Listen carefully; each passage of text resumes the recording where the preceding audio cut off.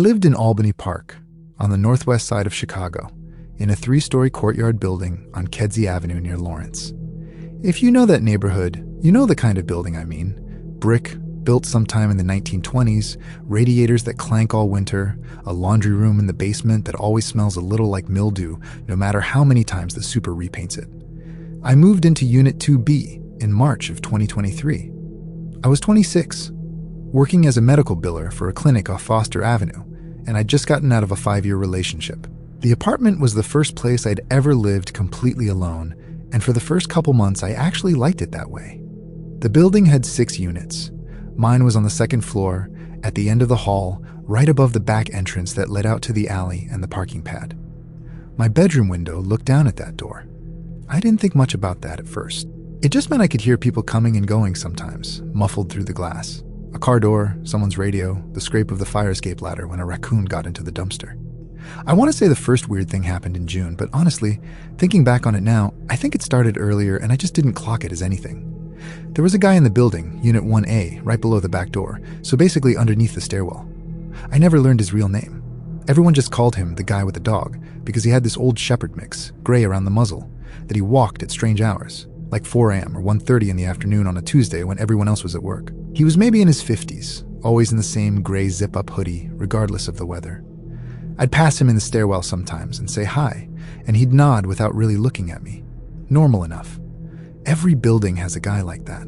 But the first time I actually remember feeling something was off was a Tuesday night in June, around 11 p.m. I was watching some rerun of Forensic Files on my laptop in bed, half paying attention, scrolling my phone at the same time, when I heard footsteps stop right outside my window. Not pass by, stop. My window was on the 2nd floor, which meant whoever it was would have had to be standing on the little concrete landing by the back door, looking almost straight up. I sat there for a second, muted the laptop, and listened. Nothing. Then, a few seconds later, the footsteps continued, unhurried, and I heard the door to the building open and close.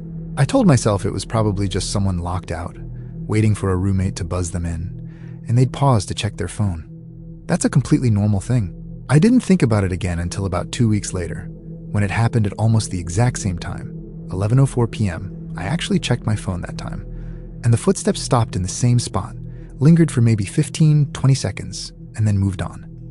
I have to be honest about something here, because I think it matters for the rest of the story.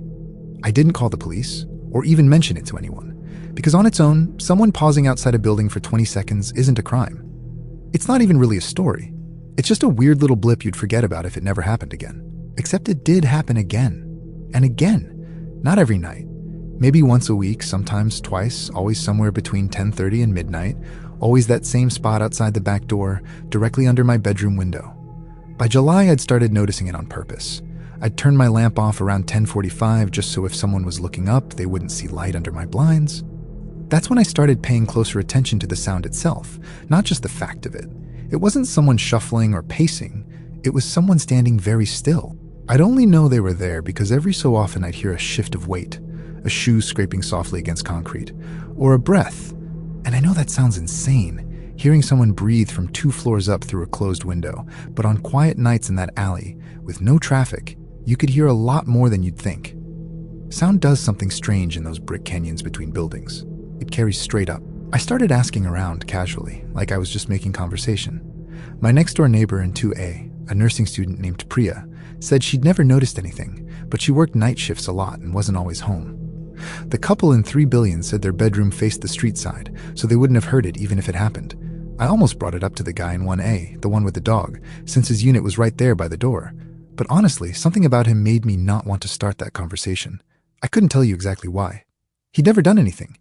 It was just a feeling, and at the time I was annoyed at myself for having it because it felt unfair to be suspicious of a middle-aged guy with an arthritic dog just because he was quiet. Late July, I came home from a work happy hour, a little after midnight, a little buzzed, and as I was walking up from the alley to the back door, I saw someone standing exactly where the footsteps always stopped. It was dark, one of those humid Chicago nights where the air feels thick, and the motion sensor light above the door had burned out weeks earlier and nobody had replaced it. I froze at the mouth of the alley. The person, I could only really make out a shape, medium height, dark clothing, hood up despite the heat, was standing with their back to me, facing the door, head tilted slightly upward, toward my window. I didn't say anything. I don't know why. I think some animal part of my brain told me not to announce myself. I backed up slowly until I was around the corner, out of the alley, and I called Priya, who picked up on the second ring because she was on a break at the hospital. I asked her, trying to sound casual and failing, if she could buzz me in through the front instead, because I didn't want to walk past whoever it was. She didn't ask questions, just said, sure. By the time I circled around to the front, and she let me in, and I went up and looked out my bedroom window down into the alley, there was nobody there. I didn't sleep that night. I kept the lamp on and sat up with my back against the headboard, and every 15 or 20 minutes, I'd peek through the blinds. Nothing. No one. Here's where it bothers me, even now, writing this out. The next morning, I went down to check the back door, mostly to see if maybe there was an obvious explanation. A smoker who used that spot, a delivery guy checking addresses, something dumb and mundane, and on the concrete landing, right where the person would have been standing, right under my window, there were 3 cigarette butts. Menthols. I don't smoke, never have, and I'd never seen cigarette butts there before, not in the 4 months I'd lived there. That doesn't sound like much. I know it doesn't. But it meant someone hadn't just been standing there for 20 seconds like I'd assumed for months. Someone had been standing there long enough to smoke 3 cigarettes. At some point, on some night I hadn't been listening. I started locking my windows even though we were 2 stories up, which I know doesn't really block sound but made me feel better anyway. I bought a little battery and clipped it to my window frame, angled down at the landing, mostly so that if it happened again, I could flip it on and actually see who it was. I told myself I'd handle it that way, quietly, on my own terms, instead of calling the cops over cigarette butts and footsteps, because I knew exactly how that call would go. Someone was standing outside my building is not something a 911 dispatcher takes very seriously in a city like Chicago, and I didn't want to be the paranoid new tenant everyone rolled their eyes at. Through August, it kept happening, but less predictably, sometimes twice in 1 week, sometimes nothing for 2.5 weeks, which was almost worse, because I'd start to relax and think maybe it had stopped, and then there it would be again. A car door somewhere in the alley, footsteps, that 15 to 30 second pause under my window, and then the door opening. Wait, the door opening. I want to go back to that because it took me an embarrassingly long time to actually think it through. Every single time after the person stood there, I heard the building's back door open and close, which meant this wasn't some random person off the street loitering in an alley. This was someone with a key, someone who lived in the building or at least had access to it. I stopped being able to write it off after that. I started really watching the tenants. There were 6 units. Mine, Priya's, the couple in 3 billions, an older woman in 3A who almost never saw, a guy in 1 billion who worked some kind of overnight warehouse job and kept odd hours himself, and the guy with a dog in 1A. I hate that I'm about to say this, because I want to be fair to him. And to this day, I genuinely don't know if he did anything. But everything, every instinct, kept pointing back to 1A. His unit was closest to that door. His hours were unpredictable enough that the timing lined up. And one night in early September, walking back from the CVS on Lawrence around 10:40 p.m., I saw him standing outside the building. Not in the alley this time, but out front, smoking. A menthol, I noticed, deliberately noticed. And when I said hi and went to walk past him toward the front entrance, he said something that I've replayed in my head more times than I can count. He said, "You're the one in 2 billions, right? Above the back door." Not a question, really, more like a statement dressed up as one. I said, "Yeah," and he just nodded, took another drag, and said, "Thin walls in this building. Thin everything." Then he went back to walking his dog like nothing had happened. I know how that sounds written down. It's not much. People say weird, slightly off things all the time, and it means nothing. But something in the way he said it, flat, almost bored, like he was stating a fact he already knew intimately, made the back of my neck go cold in a way that had nothing to do with the weather. The last incident, the one that made me actually do something, happened on September 19th, a Tuesday, 2:13 a.m. I remember the time exactly because I'd fallen asleep with my phone in my hand and the screen lighting up woke me. It wasn't a text or a call. It was the motion light I'd clipped to my window frame, triggering, casting a thin bar of white light across my ceiling through the gap in the blinds. I lay there for a second, heart going, before I made myself get up and look. Down on the landing, in that stark little cone of motion light, was the same hooded shape, except this time, they weren't facing the door. They were facing up, directly at my window, standing completely still, hands in their pockets, hood up, even though September nights in Chicago had already started getting cool enough that a hood wasn't unusual. I couldn't see a face. I could see the pale lower part of a jaw maybe, in the light, but nothing. We were, and I use we loosely, because I have no idea if they could actually see me through the blinds in the dark room behind me. We were looking at each other for maybe 10 seconds. Then the light clicked off on its timer, and when it clicked back on 30 seconds later because I bumped the sensor moving to grab my phone, the landing was empty. No footsteps, no door opening or closing, just gone. I called the police that time. I couldn't not. 2 officers came out, took a report, walked the alley with flashlights, found nothing, told me to keep an eye out, and gave me a case number that I don't think anyone ever looked at again. I moved out of that apartment in November, 2 months before my lease was even up, ate the penalty, and told the leasing office it was for work reasons because I didn't want to explain the real one. I never found out. I never got a clear look at a face, never had hard proof it was the guy in 1A or anyone else, and for a long time I told myself I was building a ghost story out of cigarette butts and bad timing. But I still think about that sentence sometimes. Thin walls in this building. Thin everything, and I still don't know what he meant by it, or if he meant anything at all. The one detail that still gets to me, the one I've never been able to explain away no matter how many times I try.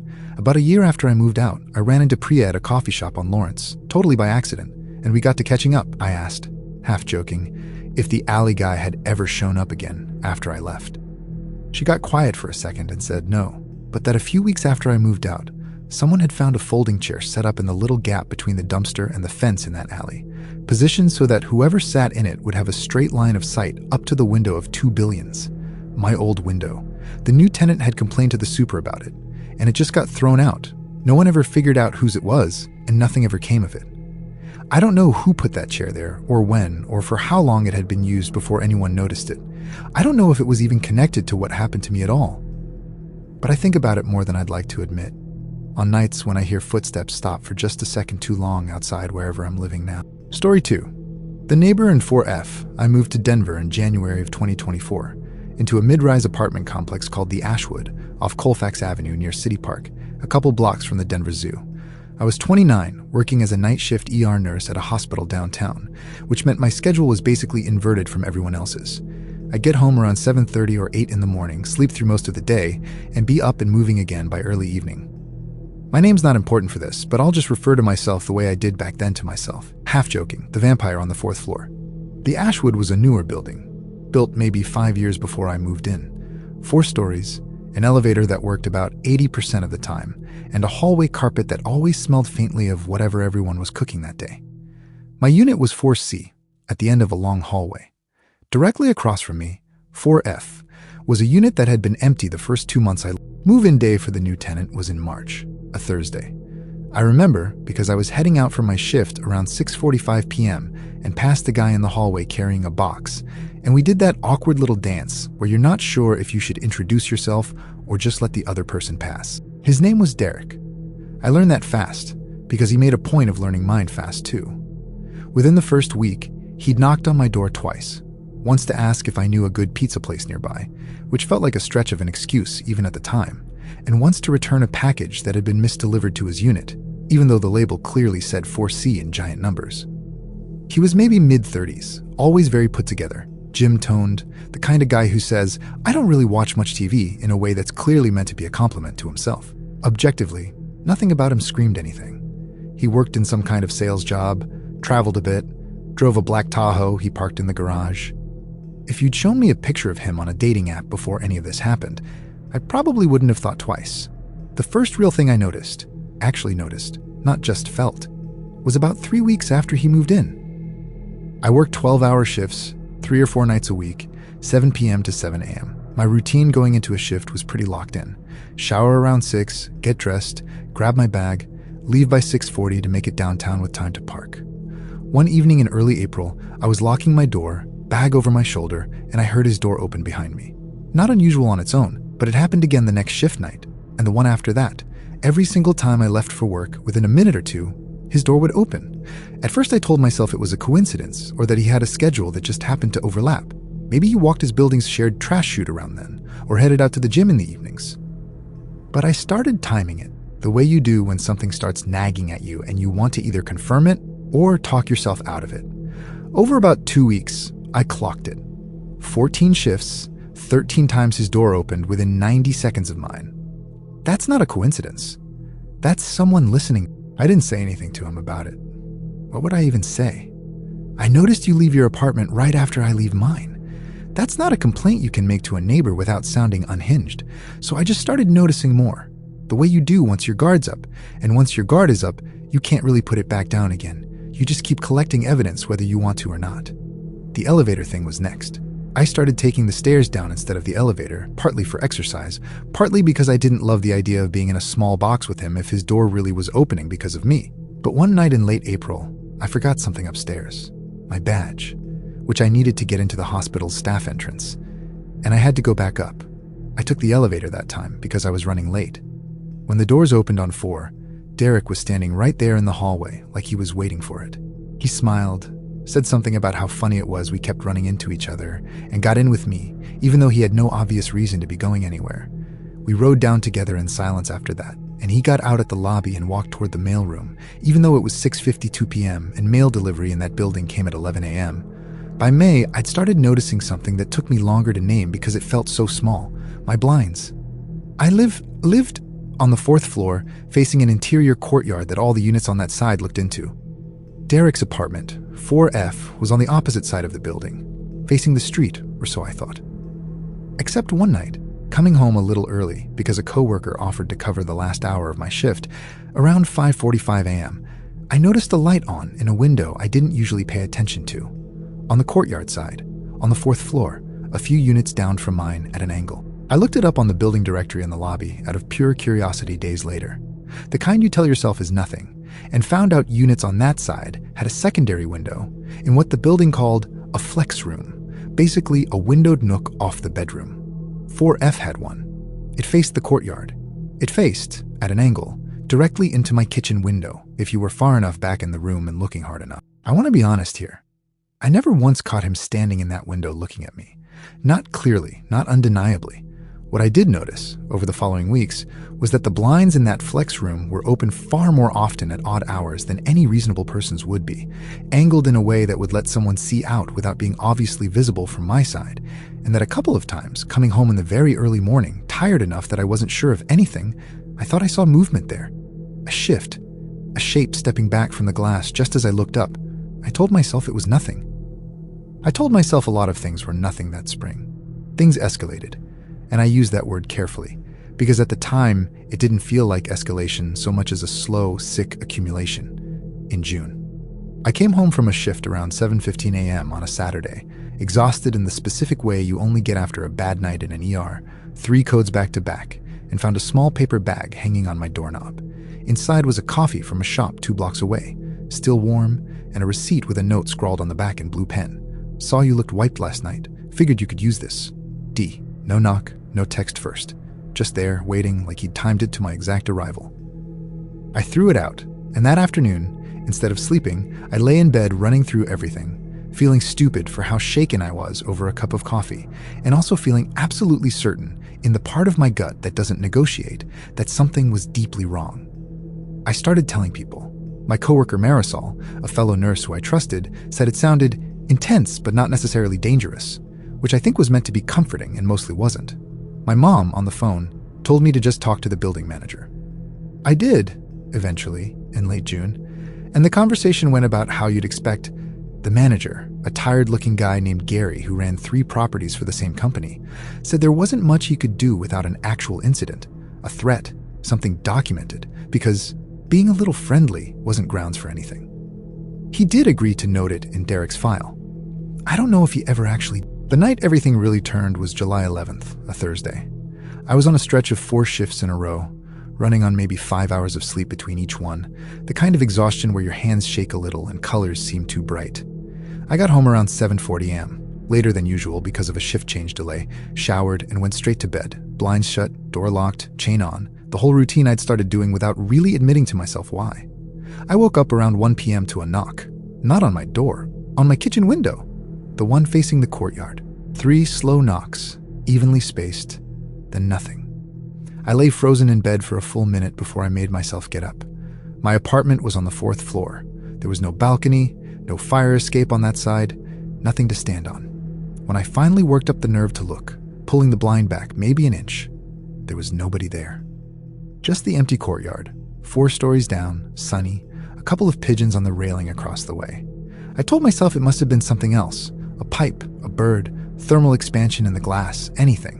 I've since learned, actually, that older windows can make knocking-like sounds when the frame expands and contracts in heat, and I clung to that explanation hard, because the alternative was that someone had knocked on a fourth-floor window with no way to reach it, which didn't make sense, and things that don't make sense are somehow worse than things that do. 2 nights later, leaving for my shift, I found Derek standing in the hallway, not going anywhere, just standing outside his own door like he was waiting for something. When I said a clipped hello and moved for the stairs, he said, "You've been avoiding me."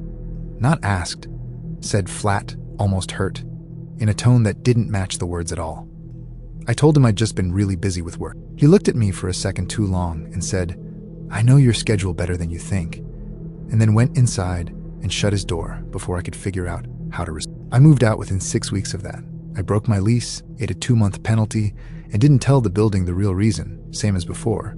I just said I'd gotten a new job across town, which wasn't even a lie so much as a redirection, since I did end up transferring to a hospital closer to my new place in Wheat Ridge. The thing that still gets under my skin, the detail I've never been able to shake or explain, happened almost 2 years later, spring of 2026, long after I'd moved on with my life.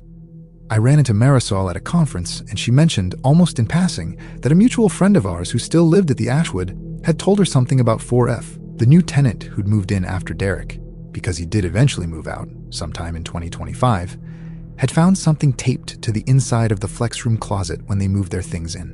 A printed photo of a hallway. My old hallway, unmistakably, the specific carpet pattern, and the exact angle of my old apartment door, 4C, though I wasn't in the photo. No one was. It was just the empty hall, time-stamped in the corner from a phone camera. Dated 8 months after I had already moved out. I don't know why he kept it, or why he left it behind, or whether he even knew it was still there when he moved. I don't know where Derek is now. I never looked him up on purpose, because some part of me is genuinely afraid of what I'd find, or worse, that searching his name would somehow let him know I had. I just think about that photo sometimes. A picture of a hallway I don't live in anymore, taken months after I'd already left it behind, like proof that in his mind, I never really had. Story 3. Unit 114, I lived in Tempe, Arizona, in a ground-floor apartment at a complex called Sunstone Villas, just off Rural Road, close enough to ASU that half the building was students, and the other half was young professionals who'd picked the place because it was cheap and close to the light rail. I was 24 at the time. This was the summer and fall of 2025, and I worked as a delivery driver for a grocery delivery app, mostly evening shifts, 5 to midnight, because the tips were better once people got off work and wanted dinner. My apartment was 114, ground floor, end unit, with a little patio in the back that faced a strip of desert landscaping and a 6-foot cinder block wall separating the complex from the parking lot of a Fry's grocery store. I want to say up front that I'm not a nervous person by nature. I grew up in a rural town outside Prescott. I've camped alone, I've driven through some genuinely sketchy parts of Phoenix at 1 a.m. without thinking. I'm telling you that so you understand that what happened wasn't me being jumpy. Something was actually wrong. And it took me embarrassingly long to admit that to myself, because admitting it felt like admitting I couldn't handle living alone. The first thing, and I didn't think of it as a first thing until much later, was the patio door lock. I moved in June. By early August, I noticed that some mornings, the little flip lock on the sliding glass door, the secondary one, above the main lock, the kind you have to physically turn, would be unlocked. I always locked it before bed. I was militant about it, honestly, because ground floor units make you paranoid about that stuff, even when nothing's happened yet. But maybe twice a week, I'd wake up and it'd be flipped open. I told myself I was forgetting, that I was tired after late shifts, that it wasn't a big deal because the main lock was still engaged and nobody could actually get in with just that one open. I genuinely believed that. For late August, I started noticing something with my car. I parked in the lot behind my building, spot 14, close to my patio. A few times, I'd come out to leave for a shift and find the driver's seat adjusted differently than I'd left it, pushed back further, angled slightly. I'm 5 feet 2 inches. Nobody I knew would have had a reason to sit in my car, let alone adjust the seat. I told myself maybe I was misremembering how I'd left it. That's the thing about gaslighting yourself, which is really what I was doing. Every single weird thing had a boring explanation if I wanted it to. And I wanted it to, because the alternative was too big to deal with, while also working 40 hours a week and barely sleeping. The complex had a maintenance guy, a wiry man in his 40s named Cole, who everyone seemed to like fine. He had keys to every unit, obviously, since he handled AC repairs and plumbing and whatever else broke in a building that age. I want to say I knew it more than made sense starting around September, but I also want to be fair. A maintenance guy being around a lot isn't inherently strange. That's the job. What made it strange in hindsight was that I never once submitted a maintenance request that fall. My AC worked, my plumbing worked, and yet I'd come home some evenings and find small things slightly off. A lamp moved a couple inches, a kitchen drawer not pushed all the way in, the blinds in my bedroom tilted at a different angle than I remembered leaving them. The night that changed everything for me was September 23rd, a Tuesday. I remember the date because I'd worked a double, covering a shift for a coworker, and didn't get home until almost 1 a.m. I was exhausted, running on a protein bar and gas station coffee, and I just wanted to shower and sleep. I came in through the front, dropped my bag, and went straight to the bathroom. It was while I was in the shower, water running, some true crime podcast playing from my phone propped on the sink, that I heard it. A very specific sound, a soft scrape of the patio door's aluminum track sliding, just barely, maybe an inch. The sound a door makes when someone's testing whether it's unlocked without wanting to make noise doing it. I turned the water off immediately, stood there dripping, heart going, listening. Nothing else. I told myself it was the AC unit, the building settling, anything. But when I got out and checked, wrapped in a towel, hands actually shaking a little, the patio door's main lock, not just the flip lock, the main one, was unlocked. I know I locked it. I know because I have this specific memory of doing it that night, pulling the handle to double check, the way you do when you're extra tired and extra careful because of it. I didn't sleep. I sat on my couch with a kitchen knife on the cushion next to me, which sounds dramatic writing it out now, but at 2 I'm alone in a ground floor apartment, it didn't feel dramatic at all. Around 4:40 a.m., I heard footsteps on the gravel outside my patio. Slow, deliberate, moving along the length of the cinder block wall toward the far corner of my unit, and then nothing. I looked out through a gap in the blinds and saw a shape. Just a shape, backlit by the parking lot lights beyond the wall, standing at the corner of the patio fence, not moving, for what felt like minutes but was probably closer to 30 seconds, before it turned and walked away, unhurried, toward the gap in the wall that led out to the Fry's lot. I called the police that morning. An officer came out, looked at the patio door, said there were no obvious signs of forced entry, which technically was true, because whoever it was clearly had a way in that didn't involve breaking anything. He suggested I ask the building about who had master keys. I did ask that same day, and the leasing office told me only 2 people had access to unit master keys. The property manager, a woman named Elena, who I'd met maybe twice, and Cole, the maintenance guy. I confronted this carefully because I had no proof of anything, just a bad feeling and a slightly open lock. I asked the office, as casually as I could manage, if there'd been any maintenance requests logged for my unit that I might not remember making. There was one, dated August 14th, a request I never submitted for AC filter check, approved and closed out the same day, with Cole's initials on it. I never called that in. I never even knew you could submit requests like that without a tenant present, apparently, if it was a routine building-wide check, which the office told me happened sometimes, unannounced, as a courtesy. I moved out within 3 weeks, breaking my lease, which the office made surprisingly easy once I mentioned the words unauthorized entry and police report in the same sentence. They didn't want the liability conversation to go any further than it already had, I think. I never got a straight answer about Cole.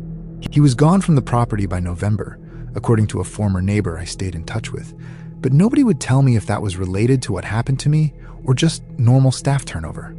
The leasing office was very careful, every time I asked, to say nothing that could be interpreted as an admission of anything. Here's the detail that still bothers me, the one I never got an answer to, and probably never will. When I was packing up to move, going through the hall closet by the patio door, I found a folded piece of paper wedged behind the water heater access panel, a spot I genuinely never looked at in the 5 months I lived there, and had no real reason to, unless you were doing exactly what I was doing, which was checking every corner of that apartment before I left it for good. It was a printed floor plan of my unit, not a generic one, an actual as-built plan, the kind a maintenance company would have on file, with small handwritten notes in the margins. Times. Just times, written in pencil, no dates, no names, no explanation. 11:40 p.m., 1:15 a.m., 4:45 a.m. Times that lined up, closely enough to make my stomach drop when I saw them, with hours I regularly left for, or came back from. I still have that piece of paper. I don't know why I kept it instead of throwing it away or handing it to the police, who honestly wouldn't have done much with it anyway given how the rest of the report had gone. I think some part of me needed to keep it as proof, for myself, that I hadn't imagined the whole thing, that there really had been a pattern, a person, someone paying close enough attention to my life to write down exactly when I wasn't home. I live somewhere else now, a second-floor unit, deadbolt and chain, and a doorbell camera I probably check more than is healthy. I never found out for certain if it was Cole or someone else with access I never knew about, or something even harder to explain. Nobody was ever arrested. Nothing was ever officially confirmed. All I have is a folded piece of paper with times written on it in pencil, and the specific particular kind of quiet that settles over an apartment at 4:45 in the morning, which I still can't fully sit with, even now, even in a different building, on a different floor, with a different lock on a different door. If any of these stories hit a little too close to home, if you've ever heard footsteps stop outside your window a beat too long, or found a lock flipped open that you swore you'd checked, I want to hear about it. Drop it in the comments below. I read every single one, and honestly, some of the best stories on this channel started as a comment on a video just like this one. If you're new here, consider subscribing, because we put these out regularly, and hit that notification bell so you don't miss the next one. And if this video kept you company tonight, do me a favor and like it. It genuinely helps the channel more than you'd think. Before you go, just check your locks. Both of them. I mean it. I'll see you in the next one. Stay safe out there.